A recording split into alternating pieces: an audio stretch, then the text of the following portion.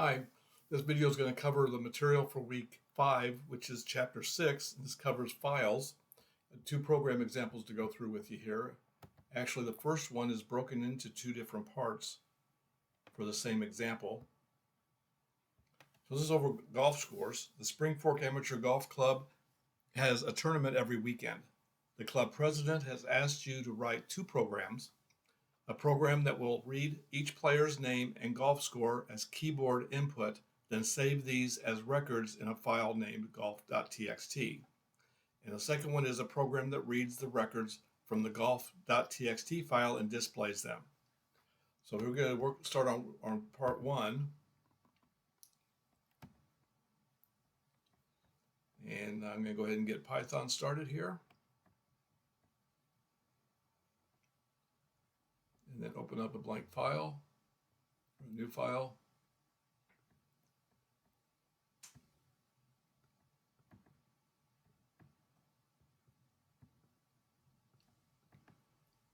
Okay, so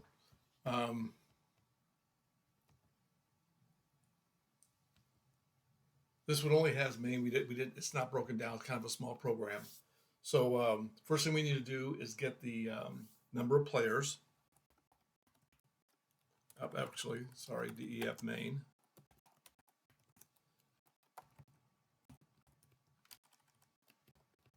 Number of players is going to be equal to int input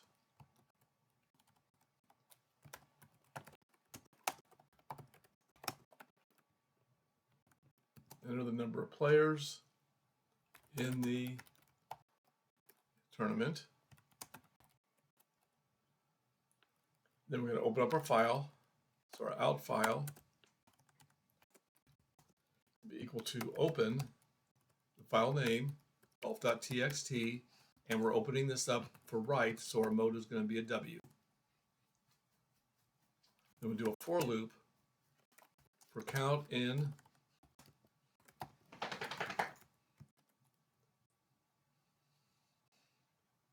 see where I am here in range num players. Name is going to be equal to input enter the name of the player. Golf score is going to be equal to an int input enter the golf score. Do an out file dot write. We're going to write the name plus, let's get out of here, there we go, plus a \n.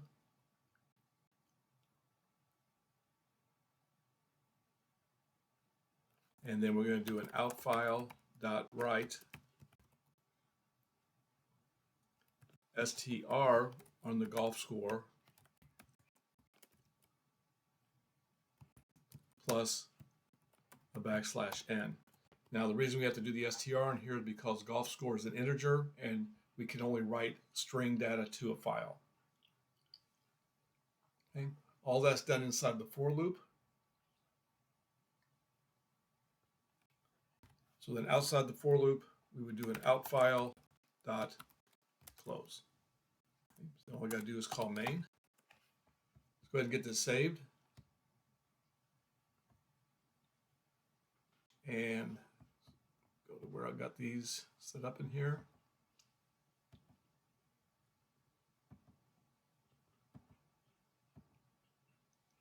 Week 5. Call this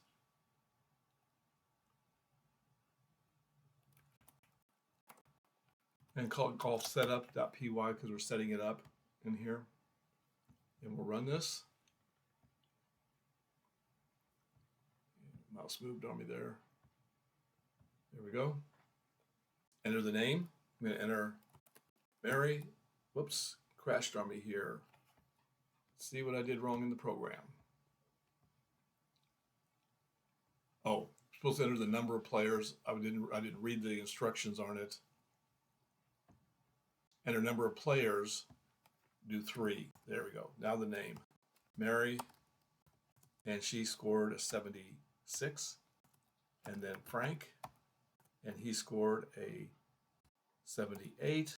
And Bill, and he scored a 40. I don't want to go that low. We'll do 79. Doesn't make any difference. Okay, so let's check this out. If I go to the same location where my program is, I should have a golf.txt in here. And there it is. I open this up with since it's the TXT, I can open it in Notepad, and there's Mary 76, Frank 78, and Bill 79. So I got all those names in there. Okay, so that's the first program. Second program is to read the names and display them. So I'm going to open up a new file again. I don't need this one anymore, so I'll go ahead and get it out of my way.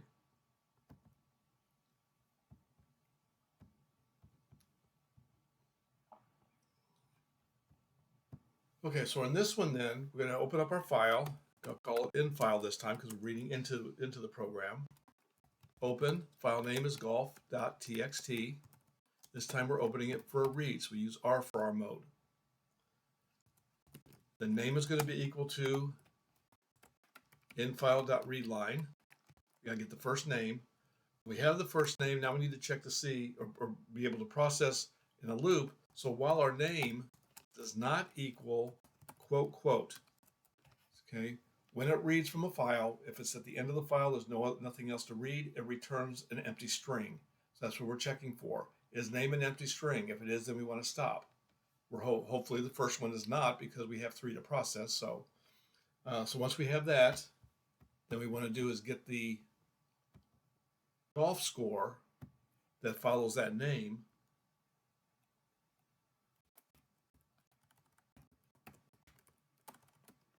So type here would help. Golf score then is going to be equal to an int infile.readline. And we have to convert it to an int because it comes in as a string. And we want golf score to be an integer. It doesn't have to be in this program, but we're going to do that. Then what we need to do is we need to take off the carriage return off the back end of the name, so it doesn't put a blank line in there when we print it out. So name is going to be equal to name.rstrip, stands for right strip of our carriage return. Then we just need to print out the information. So we're going to print name, and then the variable name, and then we're going to print golf score,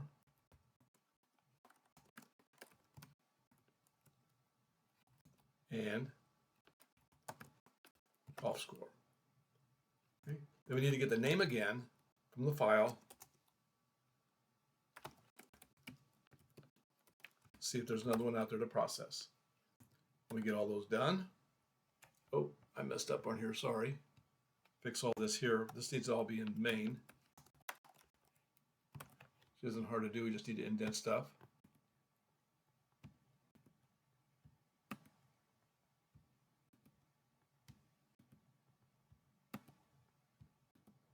All that's in there. And then when we get out of the while loop, in file.close, and then down here we need to call main. Okay, so let's save this one. Since I opened it from the other one, it defaults to the folder that I'm in, and this one I'm going to call golfread.py, read the names in. And let's run this and see what happens. Over here.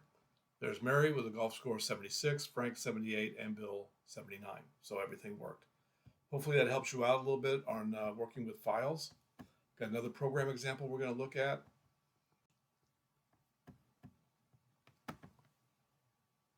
There we go.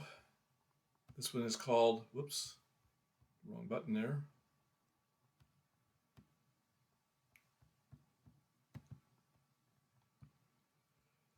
Personal fitness tracker.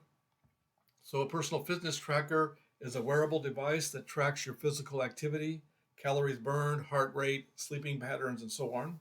One common physical activity that most of these devices track is the number of steps you take each day. So copy the steps.txt file from the Chapter 6 module on the home page in Canvas. The steps.txt file contains the number of steps a person has taken each day for a year. There are 365 lines in the file, and each line contains the number of steps taken during a day. So write a program that reads the file, then displays the average number of steps taken for each month. Okay? So that's what we're going to work on here. To do this, we're going to have to create 12 constants. Let me open up a new file, get rid of this one.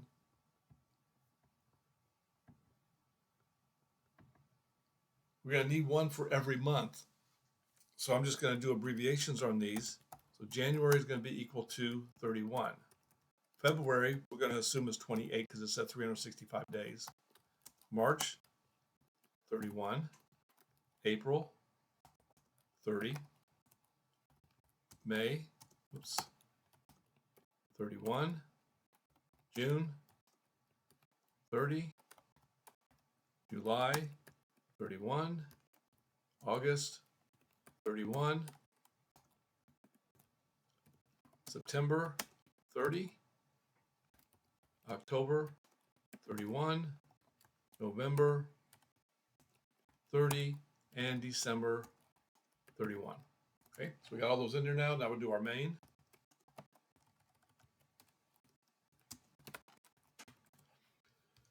So in main, what we want to do, we got to open the file up, and then we want to read in the days, the number of steps per day, but we need to add them up for each month. So we need to read in the first 31 and store those into a total value for January and then get the average. And the same thing for February.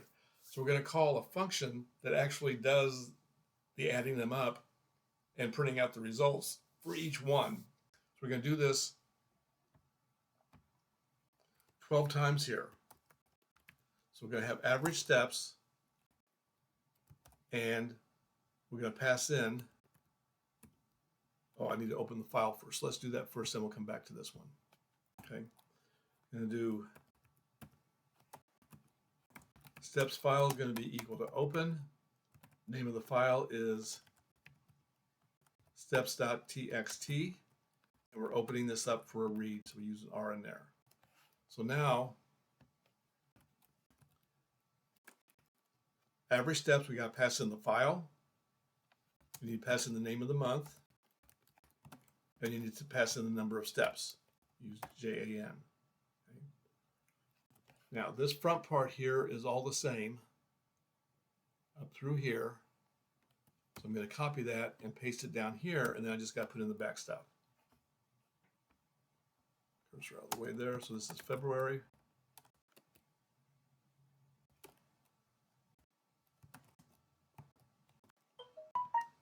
FEB. And then see, so I just do a Control V on all these.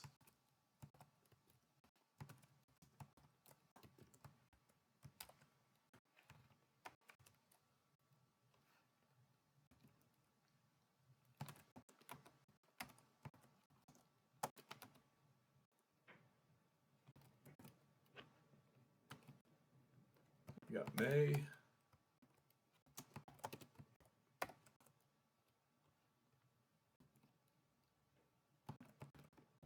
June.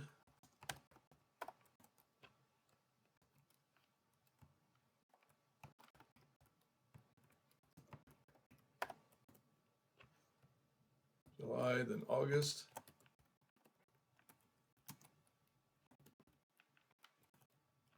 Then September.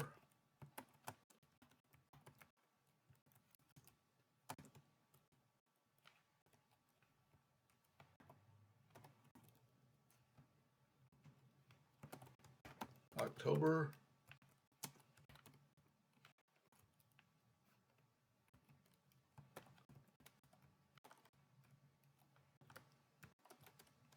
November.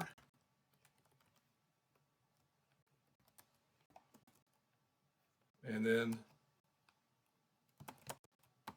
December. Okay, so we got all those in there. That's calling those. And then the only other thing we need to do in main is to close the file.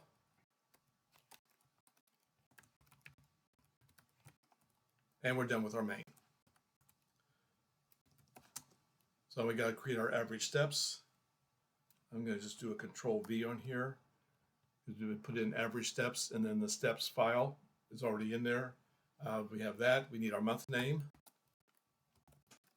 and we need our days. So in here, move this up a little bit so you can see it better.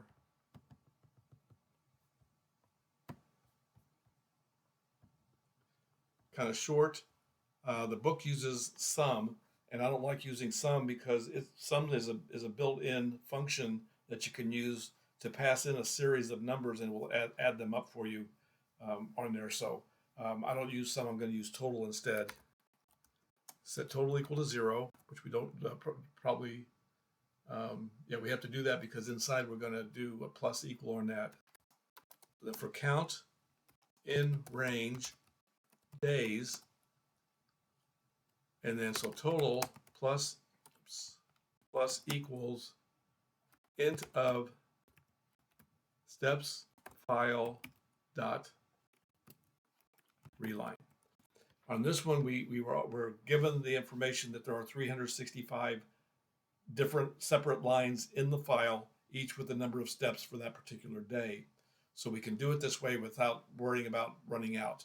If the file's messed up and it doesn't have that, then it would mess up on us and crash, but we're going to assume that it's correct. Okay, once we get it totaled up for that particular month, average will be equal to our total divided by days, and then we can print out the results. Print F quote the average steps taken in, and then in curly braces, month name was, and then in curly braces, average colon comma dot 1F, curly brace, end quote, end parentheses. Okay, then we just got to call main and see if this all works. So I'm going to save it. I'm going to do it AVG steps, so average steps.py. And then we'll run it. Whoops. Okay, what did I do wrong here? Oh, I don't have a comma. Right there. Looks like everything else might be okay. We'll check it and see. We'll run it again. And there we go. There's our average steps in there. Okay, and we could have set it up, and let's go ahead and do that just to show you. Let's say that we also want to have what the total number of steps are. Okay, what I can do is, and this is going to have to add this to every one of these on here.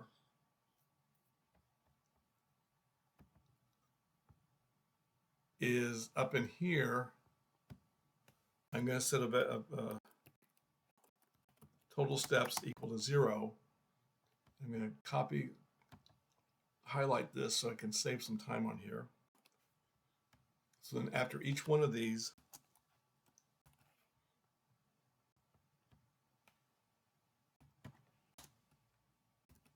it's put in total steps.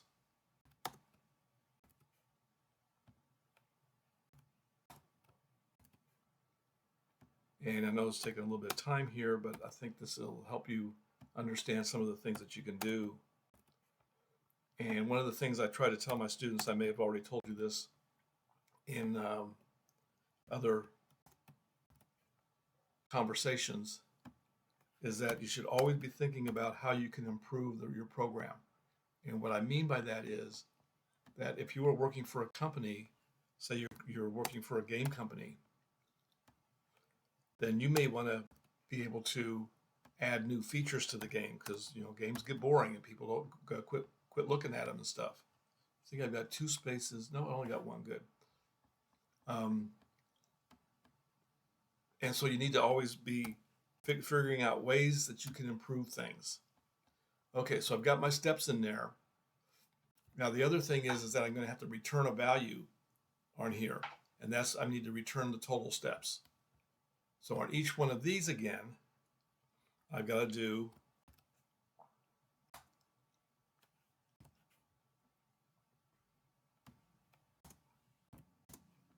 total steps equals.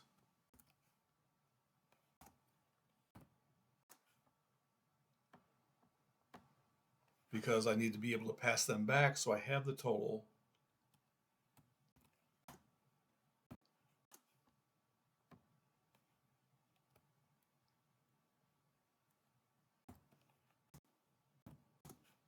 That comes back, otherwise I don't have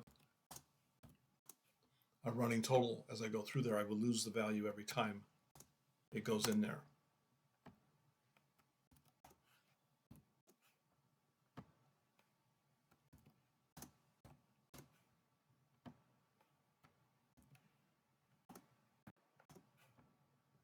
There's 3 more to go. Whoops.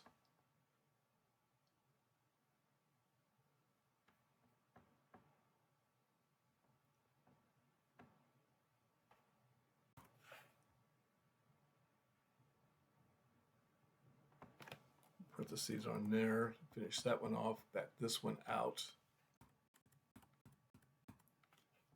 Total steps.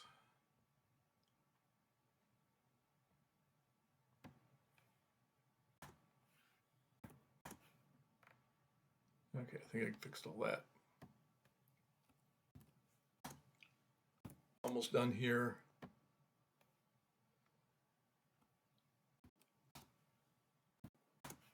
Okay, and then what I want to do when I get done with this is print total steps. Let's put an F on the front of this. Colon, space, curly brace, total steps. And I'm going to do this as a colon, comma, dot, 1F. Curly brace, end quote, and parentheses. Do total steps 0.0, so it takes it as a floating point number. Okay, then down in here, after I calculate this out of here, I have total equals 0 here. I need total steps.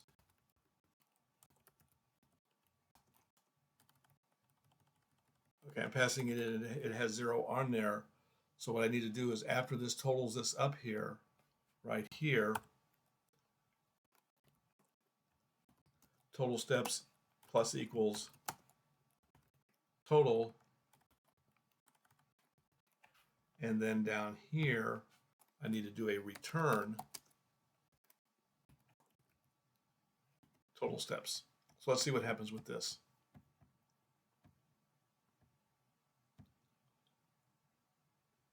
And there's our total steps. We had over 1 million steps.